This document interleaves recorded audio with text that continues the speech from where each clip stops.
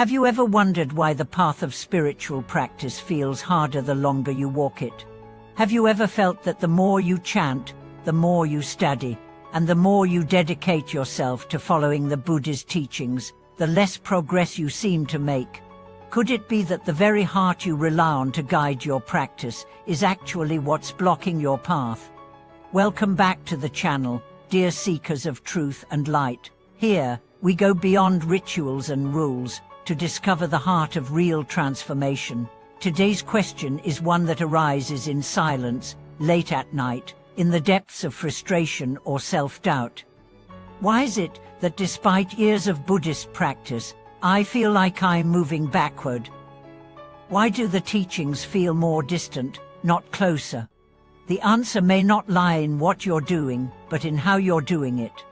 In the quality of your heart. The journey of spiritual awakening is not a straight line. In fact, it's often a spiral, or more truthfully, a labyrinth. At first, everything is new. Every chant, every sutra, every temple visit brings awe. The heart is soft, eager, open. But slowly, something changes. Your knowledge grows, your practices deepen, but so do your expectations, so does your subtle pride. And without even noticing, your heart begins to harden. This hardened heart is not the cold indifference of a beginner, it's the silent arrogance of a practitioner who thinks they already know. I've read that sutra. I've heard that teaching. I've practiced that meditation. The problem is, you may have touched the words, but the words haven't touched you. You may know the verses, but your heart no longer listens. Let's explore this hardened heart. It hides behind discipline. It masks itself with knowledge. It speaks the right words, but avoids the real work. It meditates but resists surrender. It chants but holds on to judgment. It seeks progress but not purification. One of the greatest traps on the path is thinking that longevity equals wisdom, that the more time you spend, the more awakened you must be. But the truth is, time does not awaken you. Openness does, and the heart that becomes rigid, even with decades of practice, blocks the very light it seeks. Let me share the story of an advanced practitioner I met once. She had followed the Dharma for over 30 years. Her bookshelf was lined with sutras. Her mind was sharp, her questions were deep, but she confessed, "I don't feel the presence of the Buddha anymore. I don't feel anything, just emptiness." I asked, "When did you last cry from a teaching? When did you last sit in silence, not to analyze but to feel? When did you last ask, not a what do I know, but where am I wrong?"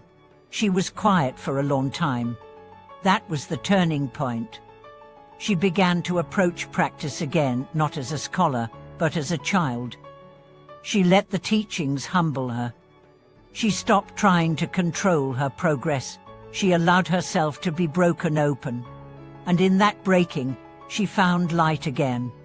The reason many people feel stuck after years of practice is because their heart has shifted from seeking truth to defending identity. They no longer listen to teachings with innocence. They listen to confirm what they already believe. They chant not to connect, but to perform. They meditate not to transform, but to escape. And this is the heart that blocks progress, not the physical heart, but the inner orientation of the self. This heart says, "I've got this." This heart wants others to admire their practice. This heart cannot admit it is still lost. But the truth is, the moment you think you are done growing is the moment you begin to die spiritually. How do we soften this heart? First, return to humility. Let the teachings touch you as if it's your first day on the path. Read the sutra not to interpret but to be moved. Listen to a chant, not to evaluate but to let it echo inside you. Second, welcome discomfort. True growth is uncomfortable. If you feel stuck, if you feel lost, if you feel confused, that's not failure, that's awakening. Only the hardened heart demands clarity at every step. The open heart learns to trust. Third, practice without attachment. Don't practice to get results. Don't meditate to gain visions. Don't chant to manifest blessings. Do it because it's the right thing to do. Do it because your soul longs for the truth. That purity of intent cuts through the crust of ego like sunlight on frost. Fourth, ask deeper questions. Not how much have I practiced, but how deeply have I changed?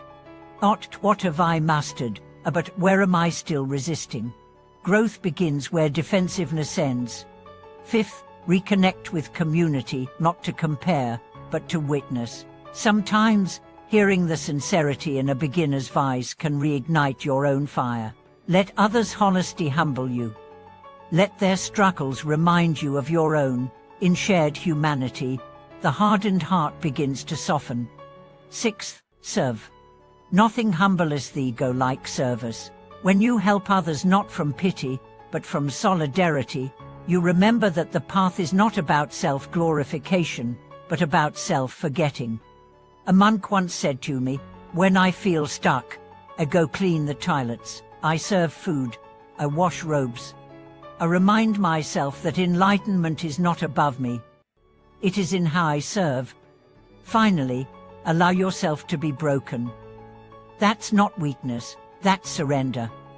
And surrender is where grace begins. The hardened heart wants to understand everything before it acts. The softened heart trusts that not everything needs understanding to be true. The hardened heart resists vulnerability. The softened heart sees vulnerability as a portal to awakening. So if you've been practicing for years and feel no progress, don't panic. Don't quit. But do ask yourself, is my heart still open? Am I still listening? Am I still humble? Because the Buddha never leaves you. But sometimes we close the door, open it again. Stand before your altar, not as an expert, but as a beginner. Sit on your cushion, not to accomplish, but to return. Chant not to earn favor, but to surrender. Let the teachings crack you open again. Let them hurt you in the best way. Let them reveal all the parts of you that still need healing. And then, progress will happen not in fireworks, not in visions, but in how gently you speak, in how deeply you listen, in how patiently you live. Thank you for watching this video. If this message helped melt something frozen inside you, I invite you to share your reflections in the comments. Your honesty helps others heal too. Don't forget to like, subscribe, and ring the bell to stay connected to this journey of becoming. Together, let's keep our hearts soft, our eyes open, and our steps steady.